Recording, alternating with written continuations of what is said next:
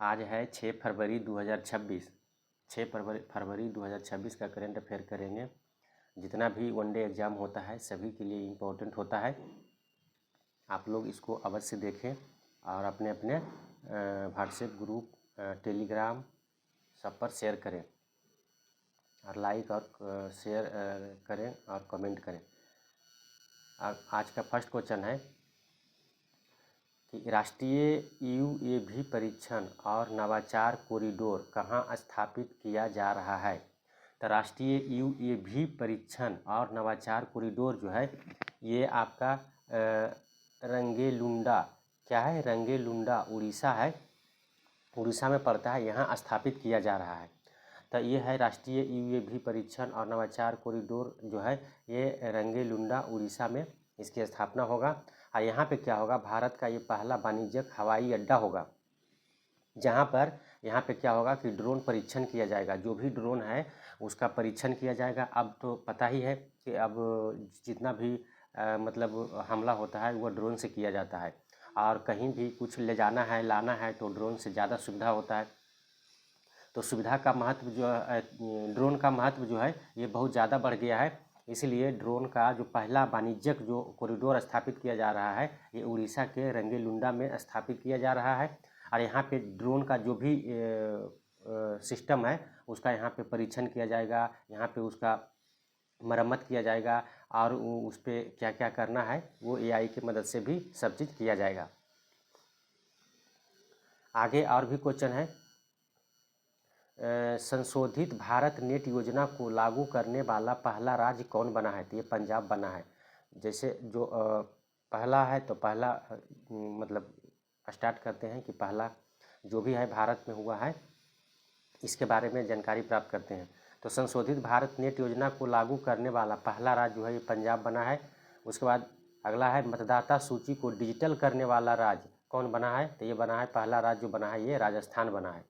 उसके बाद में मासिक धर्म के लिए सवेतन वाला राज्य देने वाला राज्य कौन बना है। तो ये बना है कर्नाटक राज्य बना है। झुग्गी झोपड़ी से मुक्त शहर कौन बना है। तो ये चंडीगढ़ बना है। और 10 लाख से अधिक जनसंख्या वाला 10 लाख से अधिक जनसंख्या वाला में सूरत बना है। कौन बना है, सूरत बना है, याद रखिएगा। अगला क्वेश्चन है आज का क्वेश्चन नंबर 2। क्वेश्चन नंबर 2 है कि आंध्र प्रदेश में भारत का पहला स्वदेशी ग्रीन यूरिया संयंत्र किसके द्वारा स्थापित किया जाएगा। तो आंध्र प्रदेश में जो है वह भारत का पहला स्वदेशी ग्रीन यूरिया संयंत्र स्थापित होगा। इसके लिए जो है एनटीपीसी ग्रीन एनर्जी लिमिटेड और एसागो दोनों मिल के, ये दोनों कंपनी जो है ये दोनों मिल के आपस में एमओयू पर हस्ताक्षर किया है, यानी मेमोरेंडम ऑफ अंडरस्टैंडिंग पर हस्ताक्षर किया है। और ये दोनों ने आपस में समझौता करके इसको भारत का पहला स्वदेशी ग्रीन यूरिया संयंत्र को स्थापित करेंगे। और ये कहाँ स्थापित करेंगे, आंध्र प्रदेश में स्थापित किया जाएगा। ये जो है पुदीमाडाका जो आंध्र प्रदेश में पड़ता है, यहाँ पे ये जो है स्वदेशी ग्रीन यूरिया संयंत्र स्थापित किया जाएगा। और यहाँ पे क्या होगा कि यूरिया का आयात को कम हो सके, मतलब जो भारत जो दूसरे देश से यूरिया का आयात करता है इसको कम करने के लिए यह जो है स्थापित किया जाएगा, स्वदेशी ग्रीन यूरिया संयंत्र को स्थापित किया जाएगा। और यह संयंत्र जो है ये हाइड्रोजन और ग्रीन अमोनिया से संचालित होगा, जिससे क्या होगा कि प्रदूषण नहीं के बराबर होगा। अगला क्वेश्चन है आज का क्वेश्चन नंबर 3। आज का क्वेश्चन नंबर 3 है कि voice based billing and accounting app Piloo AI. तो पीलू एआई जो है इसको किसने लॉन्च किया है। तो पीलू एआई एक ऐप है और इसका काम क्या होगा, पीलू एआई का जो काम होगा ये voice based billing and accounting app है। मतलब कहने का मतलब कि इतना समय नहीं है कि हम जो भी अकाउंटिंग का काम करते हैं या बिलिंग का काम करते हैं तो उसमें हम टाइपिंग कर सके और लिख सके। उससे इसके लिए ये जो है पीलू एआई ऐप को जो है बनाया गया है। और ये जो है ये लगभग 5 भारतीय भाषाओं में इसका इस्तेमाल होगा। मतलब इस्तेमाल करके क्या करेंगे कि हम बोलेंगे और जैसे गूगल एआई जो है उस पर क्या करते हैं, बोलते हैं तो उसका आंसर आता है। उसी प्रकार ये जो एआई है पीलू एआई ऐप जो है इसमें बोलेंगे और तुरंत मतलब उस पर कैलकुलेशन करके आपको दे दिया जाएगा। तो इसीलिए इसको एन चंद्रबाबू नायडू ने इसको शुरू किया है। ये आंध्र प्रदेश के मुख्यमंत्री हैं एन चंद्रबाबू नायडू। इन्होंने जो है ये पीलू AI ऐप को क्या किया है, लॉन्च किया है। और ये जो होता है voice based billing and accounting app, मतलब कहने का मतलब है कि वॉइस जो भी हम बोलेंगे उसको फटाफट बिलिंग या अकाउंटिंग का काम करेगा पीलू AI ऐप। तो याद रखिएगा इसको एन चंद्रबाबू नायडू ने आंध्र प्रदेश सरकार के द्वारा इसको शुरू किया गया है। और आगे भी AI से है। AI इम्पैक्ट समिट 2026 कहाँ हुआ है, तो ये नई दिल्ली में किया गया है। अगला है कि AI इंडेक्स 2025 में भारत जो है कितने नंबर पर आया है, तो AI इंडेक्स में भारत जो है 3rd नंबर पर आया है और फर्स्ट पर जो है ये अमेरिका है और सेकेंड पर चाइना। भारत जो है ये 3rd नंबर पर आया है। अगला क्वेश्चन है क्वेश्चन नंबर 4 कि 5 से 10 जनवरी तक सेशेल्स के राष्ट्रपति भारत की यात्रा पर रहेंगे, तो इनका नाम क्या है, तो सेशेल्स के राष्ट्रपति जो है ये है पैट्रिक हार्मिनी। क्या नाम है, पैट्रिक हार्मिनी नाम है। इन्होंने जो है वो आधिकारिक तौर पर 5 से 10 फरवरी तक भारत की आधिकारिक यात्रा पर आ रहे हैं।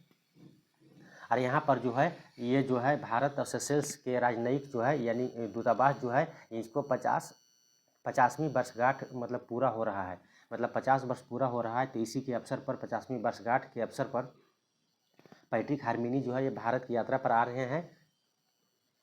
और इसमें देखिए क्या होता है, आने के बाद कुछ समझौता होता है और क्या होता है ये तो देखने वाली बात होगा। पर अभी फ़िलहाल जो है ये 50वीं वर्षगांठ के अवसर पर यहाँ पे आ रहे हैं। अब सेशेल्स है तो सेशेल्स जो है ये इसका राजधानी कहाँ है, तो विक्टोरिया राजधानी है। ये जो है यहाँ जो चलता है मुद्रा जो है ये रुपया चलता है। और यहाँ जो है सेशेल्स जो है यहाँ के राष्ट्रपति तो पैट्रिक हार्मिनी बताए हैं। और ये कौन सा कंट्री कौन सा महाद्वीप में आता है, तो ये अफ्रीका महाद्वीप का हिस्सा है। अफ्रीका महाद्वीप के का हिस्सा है ये। लगभग जो है हिंद महासागर मतलब अफ्रीका महाद्वीप जो है उसके बगल में जो है ये महासागर में स्थित है, छोटे छोटे द्वीपों से मिलकर बना है सेशेल्स। आज का अगला क्वेश्चन है क्वेश्चन नंबर 5। क्वेश्चन नंबर 5 है कि वर्ल्ड गवर्नमेंट समिट 2026 का आयोजन जो है ये कहाँ किया गया है, तो वर्ल्ड गवर्नमेंट समिट जो 2026 हो रहा है इसका आयोजन दुबई UAE में किया जा रहा है। दुबई जो है ये UAE यानी संयुक्त अरब अमीरात में है। वहाँ पे जो है इसका वर्ल्ड गवर्नमेंट समिट 2026 का आयोजन किया जा रहा है। इसका विषय जो था ये भविष्य की सरकारों को आकार देना। इसका जो थीम क्या है, भविष्य की सरकारों को आकार देना। इसको इंग्लिश में बोलते हैं shaping the government of the future. क्या बोलते हैं, shaping the government of the future इसको बोलते हैं थीम को। तो याद रखिएगा ये थीम जो है भविष्य के सरकारों को आकार देना इसका थीम था। उसके बाद इसमें क्या होगा, इसका उद्देश्य क्या है कि नवाचार, स्थिरता और प्रौद्योगिकी सार्वजनिक नीतियों को किस प्रकार का नया रूप दे रही है, इसके बारे में जो है चर्चा होगा और इस पर काम किया जाएगा कि हम लोग जो है वो नवाचार, स्थिरता और प्रौद्योगिकी सार्वजनिक नीतियों से कैसे निपट सकें। और भी ये सम्मेलन हुआ है उसके बारे में पढ़ते हैं कि G20 सम्मेलन 2025 जो हुआ ये कहाँ हुआ है, तो जोहान्सबर्ग दक्षिण अफ्रीका में हुआ है और 2026 में अमेरिका में होगा। और अमेरिका जो है वह दक्षिण अफ्रीका के स्थान पर पोलैंड को आमंत्रित किया है। अगला है G7 शिखर सम्मेलन 2025 जो हुआ है कहाँ हुआ है, तो कनाडा में हुआ है और 2026 में जो इसका आयोजन हो जाएगा फ्रांस में होगा G7 शिखर सम्मेलन। उसके बाद अगला है ब्रिक्स शिखर सम्मेलन जो है 2025 जो है ये ब्राज़ील में हुआ है और 2026 में कहाँ होगा, तो भारत में होगा। अगला है SCO शिखर सम्मेलन जो है ये 2025 में चाइना में हुआ है और 2026 में जो है ये किर्गिस्तान में किया जाएगा इसका आयोजन।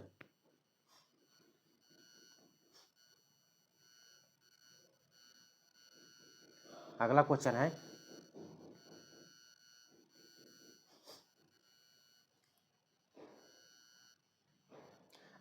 है कि $1 ट्रिलियन का बाजार मूल्य हासिल करने वाला पहला कंपनी कौन बना है, तो $1 ट्रिलियन का बाजार मूल्य हासिल करने वाला जो कंपनी बना है इसका नाम क्या है, तो वालमार्ट। वालमार्ट जो है ये जो है $1 ट्रिलियन का बाजार मूल्य हासिल किया है।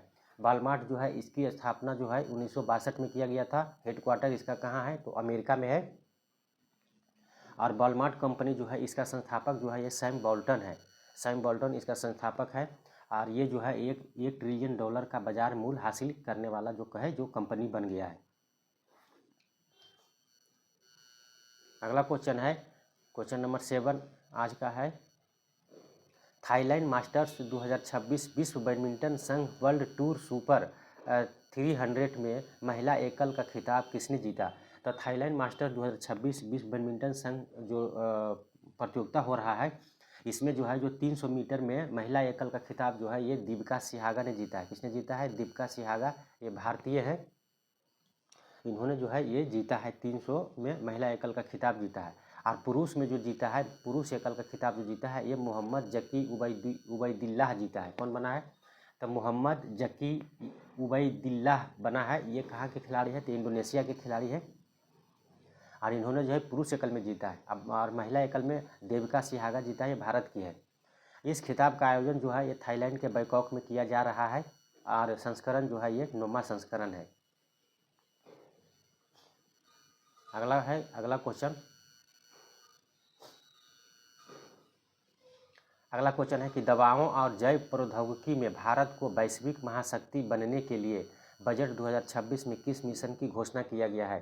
तो दवाओं और जैव प्रौद्योगिकी में भारत को वैश्विक महाशक्ति बनने के लिए जो है इसमें बजट में जो है ये बायोफार्मा शक्ति मिशन, क्या है? बायोफार्मा शक्ति मिशन की शुरुआत किया गया है।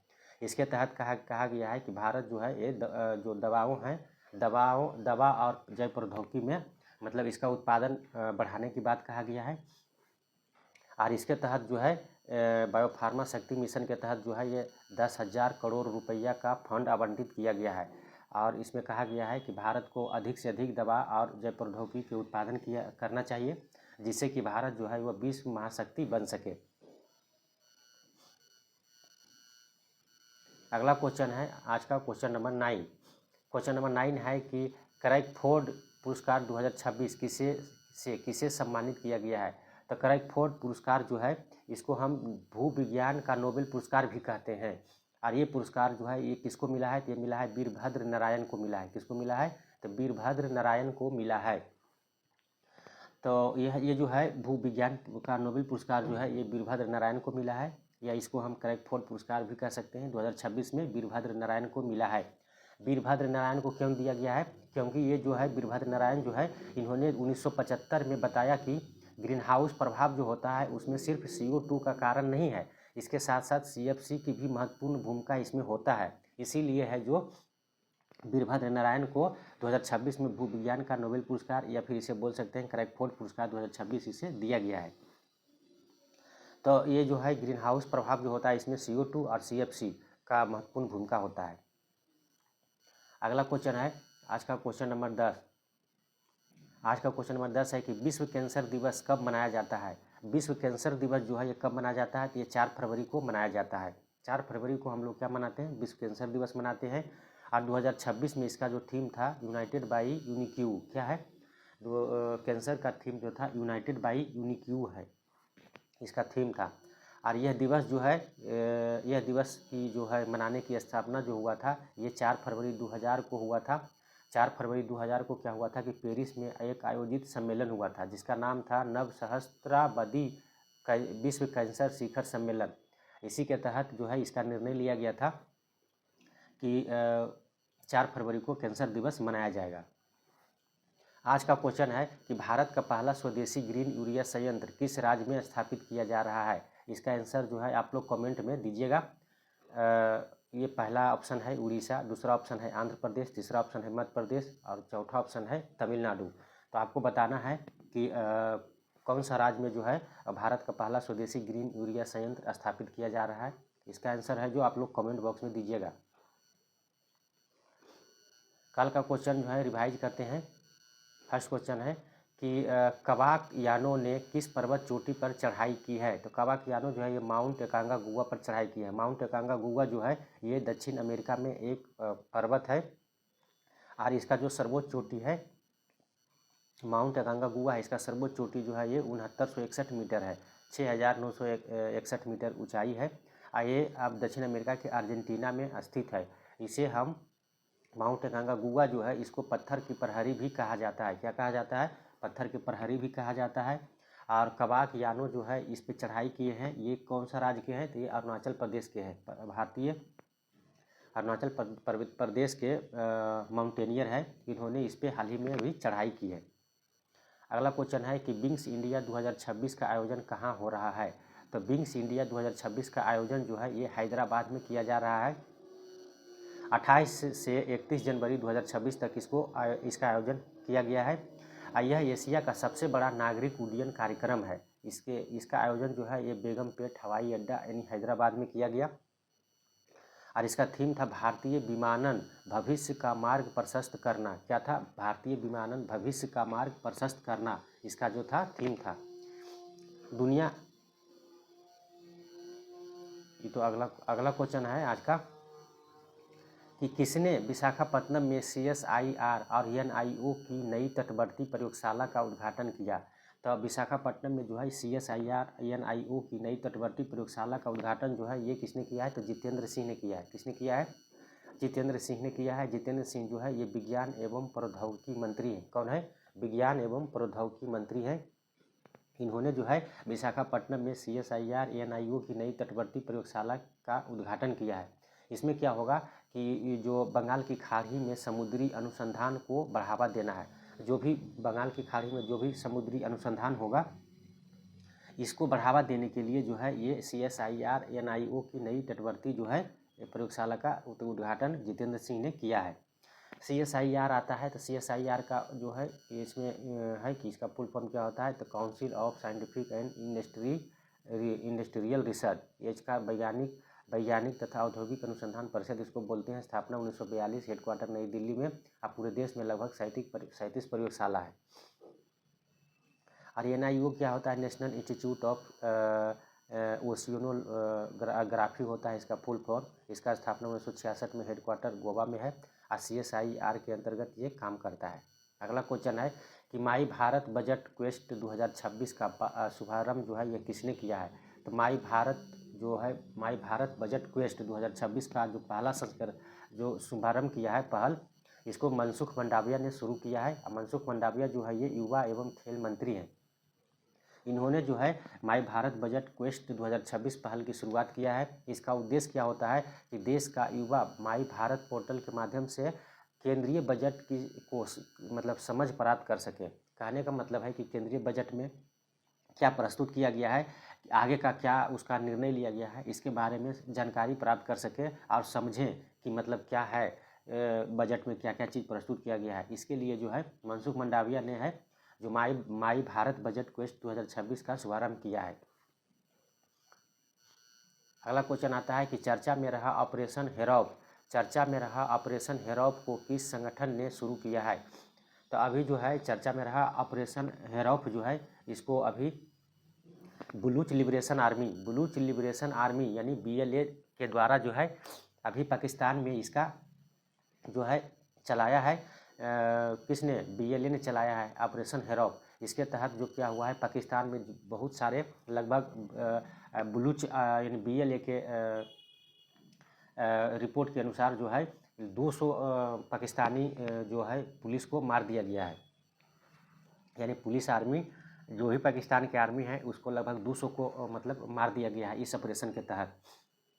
और हालांकि पाकिस्तान जो है आधिकारिक तौर पर अभी पुष्टि उतना नहीं किया है, पर ये बता रहा है कि 100 से अधिक लोगों की मृत्यु हुआ है।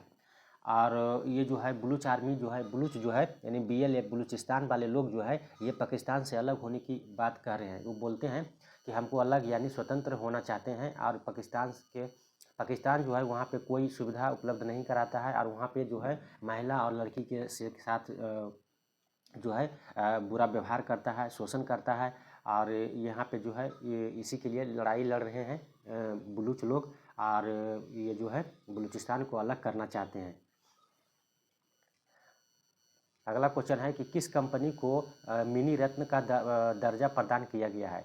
तो हाल ही में जो है मिनी रत्न का दर्जा जो है ये यांत्रा इंडिया लिमिटेड यानी YIL जो है ये नागपुर में है। इसको जो है मिनी रत्न का दर्जा दिया गया है। मिनी रत्न का दर्जा दिया गया है तो अब ये क्या करेगा कि सरकार के बिना मंजूरी के 500 करोड़ तक, कितना 500 करोड़ तक जो है ये बिना सरकार की मंजूरी के निवेश कर सकता है। पहले क्या होता था कि अधिक निवेश करने पर सरकार से मंजूरी लेना पड़ता था। अब सरकार से मंजूरी नहीं लेना पड़ेगा, 500 करोड़ तक ये निवेश करेगा। यह रक्षा मंत्रालय के अंतर्गत आता है। अगला क्वेश्चन है कि मणिपुर के नए मुख्यमंत्री कौन बने हैं? तो मणिपुर के नए मुख्यमंत्री जो है ये युमनाम खेमचंद्र बने हैं। कौन बने हैं? युमनाम खेमचंद्र बने हैं। ये 13वें नंबर के मुख्यमंत्री बने हैं और ये युमनाम खेमचंद्र जो है ये बीजेपी पार्टी से है। यहाँ पर जो है राष्ट्रपति शासन लगा हुआ था, अब जो है नए मुख्यमंत्री की घोषणा कर दिया गया है। यहाँ पे जो है मैतेई और एक दो जनजाति है, ये दोनों आपस में क्या करते हैं, लड़ाई करते हैं और एक दूसरे पर हमला करते हैं। इसी के तहत अभी तक जो था यहाँ पे राष्ट्रपति शासन लागू हुआ था। अब नया जो है मुख्यमंत्री चुन लिया गया है, युमनाम खेमचंद।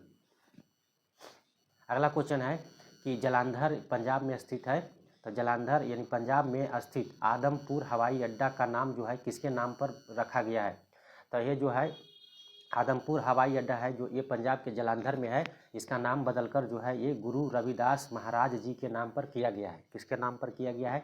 गुरु रविदास महाराज जी के नाम पर कर दिया गया है। ये जो है आदमपुर हवाई अड्डा जो है ये उड़ान 5.0 योजना के तहत 125 करोड़ रुपया की लागत से इसको पुनर्विकसित किया गया है पंजाब के द्वाब क्षेत्र में, और इसको अब गुरु रविदास महाराज जी के नाम पर कर दिया गया है। अगला क्वेश्चन है कि सरस मेला 2026 का आयोजन कहाँ किया जा रहा है? तो सरस आजीविका मेला जो है ये जम्मू कश्मीर में इसको मनाया जाता है और ये 10 दिवसीय मेला है, यानी 10 दिनों तक चलने वाला मेला है। 31 जनवरी से 9 फरवरी तक ये इसका आयोजन किया जाएगा और ये जो है जम्मू कश्मीर ग्रामीण आजीविका मिशन द्वारा जो है इसको शुरू किया गया है। अगला क्वेश्चन है कि प्रो रेसलिंग लीग PWL 2026 का खिताब किस टीम ने जीता है? तो प्रो रेसलिंग लीग PWL जो है 2026 का ये हरियाणा थंडर्स ने जीता है। ये दिल्ली दंगल बैरियर्स जो है इसका उपविजेता बना है। मतलब दिल्ली दबंग बैरियर्स जो है इसको हराकर हरियाणा थंडर्स ने क्या किया है, ये प्रतियोगिता जो है ये जीत लिया है। इसका आयोजन नोएडा इंडोर स्टेडियम उत्तर प्रदेश में किया गया है। प्लेयर ऑफ द टूर्नामेंट जो है इसमें जो है तुरान बाय रामोव यानी दिल्ली दंगल की तरफ से खेलते हैं, इनको मिला है। प्लेयर ऑफ द मैच जो है ये नेहा सांगवान को मिला है, ये हरियाणा थंडर्स की तरफ से खेलते हैं। आज का करंट अफेयर समाप्त हुआ। जय हिंद, जय भारत।